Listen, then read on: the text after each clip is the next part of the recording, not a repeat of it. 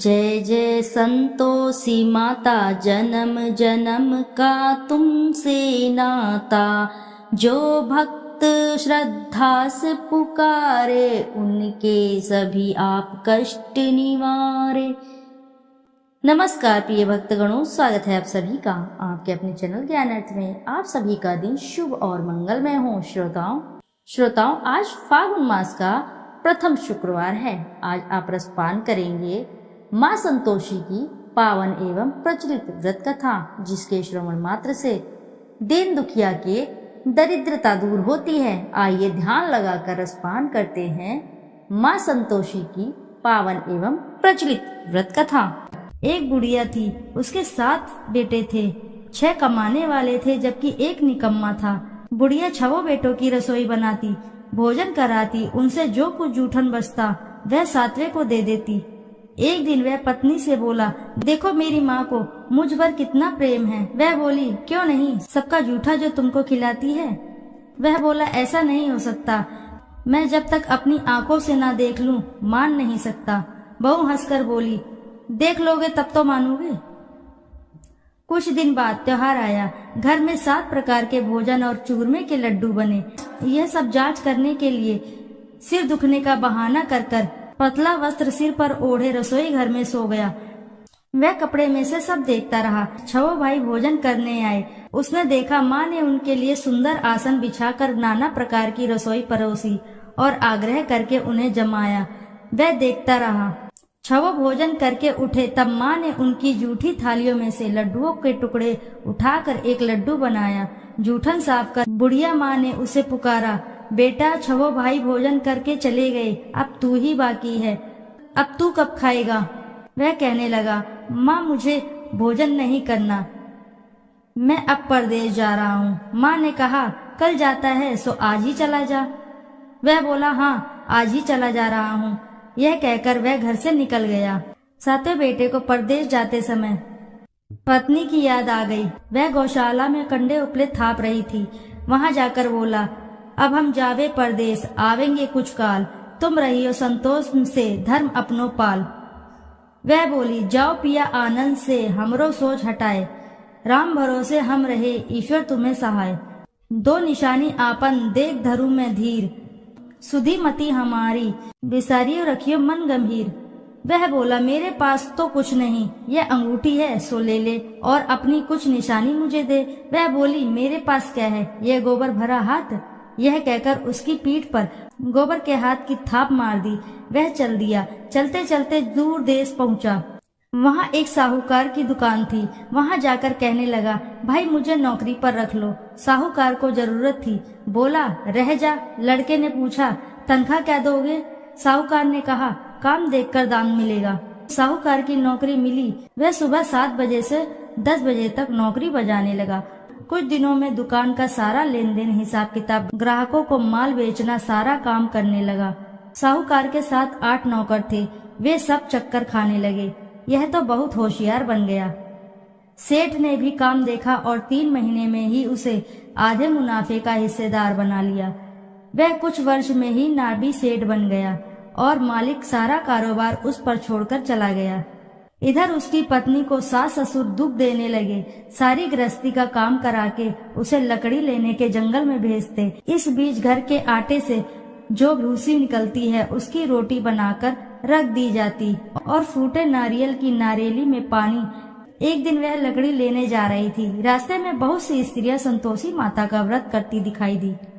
वह वहां खड़ी होकर कथा सुनने लगी और पूछा, बहनों तुम किस देवता का व्रत करती हो और उसके करने से क्या फल मिलता है। यदि तुम इस व्रत का विधान मुझे समझा कर कहो तो मैं तुम्हारा बड़ा ही एहसान मानूंगी। तब उनमें से एक स्त्री बोली, सुनो, यह संतोषी माता का व्रत है।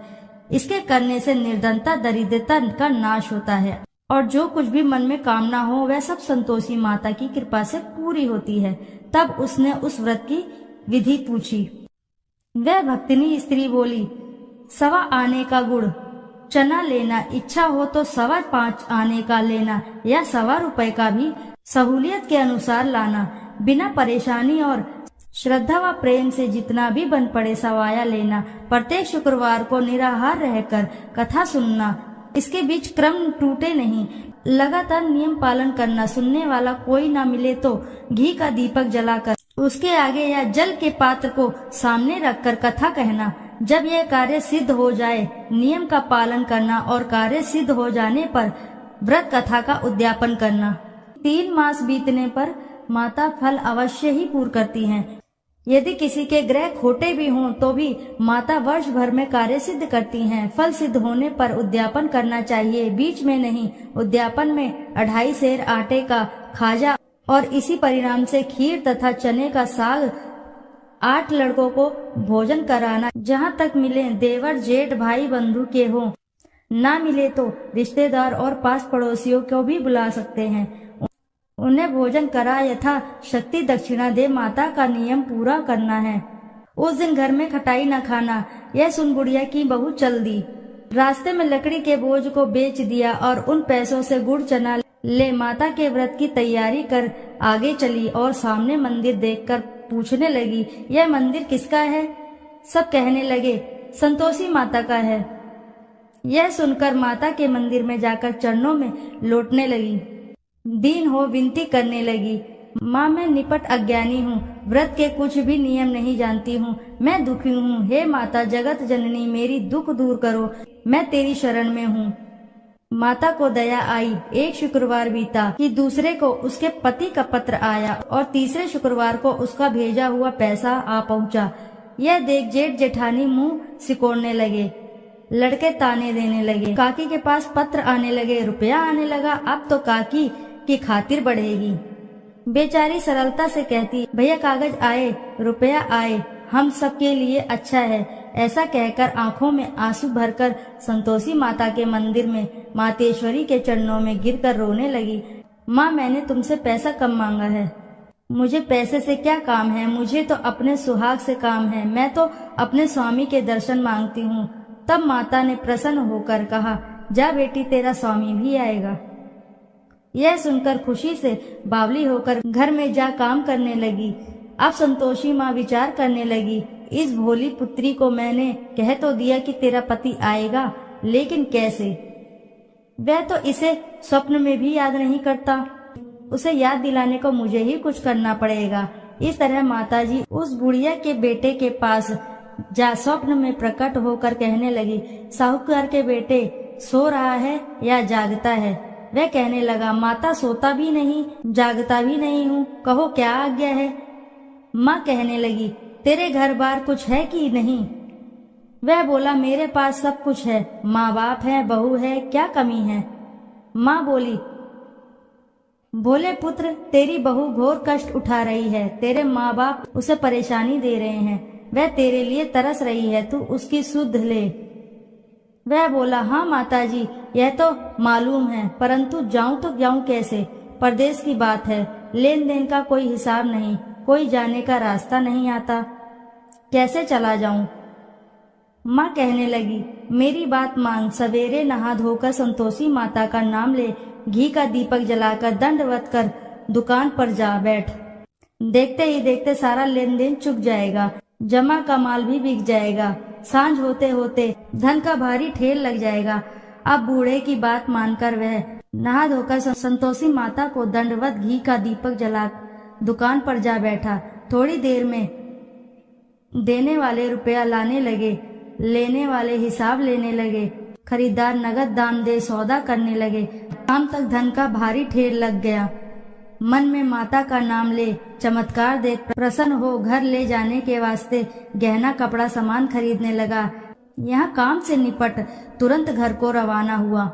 उधर उसकी पत्नी जंगल में लकड़ी लेने जाती, लौटते वक्त माता जी के मंदिर में विश्राम करती। वह तो उसके प्रतिदिन रुकने को जो भी स्थान ठहरा, धूल उड़ती हुई देख वहाँ माता से पूछती है, हे माता यह धूल कैसे उड़ रही है? माता कहती है, हे पुत्री तेरा पति आ रहा है, अब तू ऐसा कर लकड़ियों के 3 बोझ बना ले, एक नदी के किनारे रख और दूसरा मेरे मंदिर व तीसरा अपने सिर पर। तेरे पति को लकड़ियों का गट्ठर देख मोह पैदा होगा, वह यहाँ रुकेगा, नाश्ता पानी खाकर माँ से मिलने जाएगा। तब तू लकड़ियों का बोझ उठाकर जाना और चौक में गट्ठर डालकर जोर से आवाज लगाना, लो सासू जी लकड़ियों का गट्ठर लो, भूसी की रोटी दो, नारियल के खोपड़े में पानी दो, आज मेहमान कौन आया है। माता जी से बहुत अच्छा कहकर वह प्रसन्न मन से लकड़ियों के 3 गट्ठर बनाई, एक नदी के किनारे पर और एक माता जी के मंदिर पर रखा। इतने में मुसाफिर आ पहुंचा। सूखी लकड़ी देखकर उसकी इच्छा उत्पन्न हुई कि हम यहीं पर विश्राम करें और भोजन बनाकर खा पीकर गांव जाएं। इसी तरह रुक कर भोजन बना विश्राम करके गांव को गया। सबसे प्रेम से मिला। उसी समय सिर पर लकड़ी का गट्ठर लिए वह उतावली सी आती है। लकड़ियों का भारी बोझ आंगन में डालकर जोर से 3 आवाज देती है, लो सासू जी लकड़ियों का गट्ठर लो, भूसी की रोटी दो, आज मेहमान कौन आया है। यह सुनकर उसकी सास बाहर आकर अपने दिए हुए कष्टों को भुलाने हेतु कहती है, बहू ऐसा क्यों कहती हो, तेरा मालिक ही तो आया है, आ बैठ, मीठा भात खा, भोजन कर, कपड़े गहने पहन। उसकी आवाज सुनकर उसका पति बाहर आता है। अंगूठी देखकर व्याकुल हो जाता है। माँ से पूछता है, माँ यह कौन है। माँ बोली, बेटा यह तेरी बहू है, जब से तू गया है तब से सारे गांव में भटकती फिरती है, घर का कामकाज कुछ करती ही नहीं, 4 पहर आकर खा जाती है। वह बोला, ठीक है माँ, मैंने इसे भी देखा और तुम्हें भी, अब दूसरे घर की ताली दो, उसमें रहूंगा। माँ बोली, ठीक है, जैसी तेरी मर्जी। तब वह दूसरे मकान की 3री मंजिल का कमरा खोलकर सारा सामान जमाया। एक दिन में राजा के महल में जैसा ठाट बाट बन गया। अब क्या था, बहू सुख भोगने लगी। इतने में शुक्रवार आया। उसने पति से कहा, मुझे संतोषी माता के व्रत का उद्यापन करना है। पति बोला, खुशी से कर लो। यह वह उद्यापन की तैयारी करने लगी। जिठानी के लड़कों को भोजन के लिए कहने गई। उन्होंने मंजूर किया, परंतु पीछे से जिठानी ने अपने बच्चों को सिखाया, देखो भोजन के समय खटाई मांगना, जिससे उसका उद्यापन पूरा ना हो। लड़के खाने आए, खीर खाना पेट भर खाया, परंतु बाद में खाते ही कहने लगे, हमें खटाई दो, खीर खाना हमको नहीं भाता, देखकर आरुचि होती है। वह कहने लगी, भाई खटाई किसी को नहीं दी जाएगी, यह तो संतोषी माता का प्रसाद है। लड़के उठ खड़े हुए, बोले, पैसे लाओ। बोली बहू कुछ जानती नहीं थी, उन्हें पैसे दे दिए। लड़के उसी समय हट करके इमली खटाई ले खाने लगे। यह देखकर बहू पर माता जी ने कोप किया। राजा के दूत उसके पति को पकड़कर ले गए। जेठ जेठानी मनमाने वचन कहने लगे, लूट लूट कर धन इकट्ठा कर लाया है, अब सब मालूम पड़ जाएगा, जब जेल की मार खाएगा। बहू से यह सहन नहीं हुए। माता संतोषी से मांगी माफी। रोती हुई माता जी के मंदिर गई। कहने लगी, हे माँ, तुमने क्या किया। हंसाकर अब भक्तों को रुलाने लगी। माता बोली, बेटी तूने उद्यापन करके मेरा व्रत भंग किया। वह कहने लगी, माता मैंने कुछ अपराध किया है, मैंने तो भूल से लड़कों को पैसे दे दिए थे, मुझे क्षमा करो, मैं फिर तुम्हारा उद्यापन करूंगी। माँ बोली, अब भूल मत करना। वह कहती है, अब भूल नहीं होगी। अब बतलाओ वे कैसे आएंगे। माँ बोली, जा पुत्री, तेरा पति तुझे रास्ते में आता मिलेगा। वह निकली, राह में पति आता मिला। वह पूछी, कहाँ गए थे। वह कहने लगा, इतना धन जो कमाया है उसका टैक्स राजा ने मांगा था, वह भरने गया था। वह प्रसन्न हो बोली, भला हुआ, अब घर चलो। कुछ दिन बाद फिर शुक्रवार आया। फिर किया व्रत का उद्यापन। वह बोली, मुझे फिर से माता का उद्यापन करना है। पति ने कहा, करो। बहू फिर से जेठ के लड़के को भोजन को कहने गई। जेठानी ने 1-2 बातें सुनाई और सब लड़कों को सिखाने लगी, तुम सब लोग पहले ही खटाई मांगना। लड़के भोजन से पहले कहने लगे, हम खीर नहीं खानी, हमारा जी बिगड़ता है, कुछ खटाई खाने को दो। वह बोली, खटाई किसी को नहीं मिलेगी, आना हो तो आओ। वह ब्राह्मण के लड़के को लाकर भोजन कराने लगी। यथाशक्ति दक्षिणा की जगह एक एक फल उन्हें दिया। संतोषी माता प्रसन्न हुई। माता की कृपा होते ही 9वें मास में उसके चंद्रमा के समान सुंदर पुत्र प्राप्त हुआ। पुत्र को पाकर प्रतिदिन माता जी के मंदिर को जाने लगी। माँ ने सोचा, यह रोज आती है, आज क्यों न इसके घर चलूं। यह विचार कर माता ने भयानक रूप बनाया। गुड़ चने से सना मुख, ऊपर सूंड के समान होठ, उस पर मक्खियां भिन्न भिन्न कर रही थी। देहली पर पैर रखते ही उसकी सांस चिल्लाई। देखो रे कोई चुड़ैल डाकिन आ रही है, लड़को इसे भगाओ नहीं तो किसी को खा जाएगी। लड़के भगाने लगे, चिल्लाकर खिड़की बंद करने लगे। बहू रोशनदान में से देख रही थी। प्रसन्नता से पगली बन चिल्लाने लगी, आज मेरी माताजी मेरे घर आई हैं। वह बच्चे को दूध पीने से हटाती है। इतने में सास का क्रोध फटा। वह बोली, क्या उतावली हुई है, बच्चे को पटक दिया। इतने में माँ के प्रताप से लड़के ही लड़के नजर आने लगे। वह बोली, माँ मैं जिसका व्रत करती हूँ यह संतोषी माता हैं। सबने माताजी के चरण पकड़ लिए और विनती करने लगे, हे माता हम मूर्ख अज्ञानी हैं, तुम्हारे व्रत का विधि विधान हम नहीं जानते। व्रत भंग कर हमने बड़ा अपराध किया है। जग माता आप हमारा अपराध क्षमा करो। इस प्रकार माता प्रसन्न हुई। बहू को प्रसन्न होकर जैसा फल दिया वैसा माता सबको फल दे। जो पढ़े उनका मनोरथ पूर्ण हो, सभी की मनोकामनाएं पूर्ण हो, सभी के कार्य बनते चले जाएं। बोलो जय संतोषी माता की जय।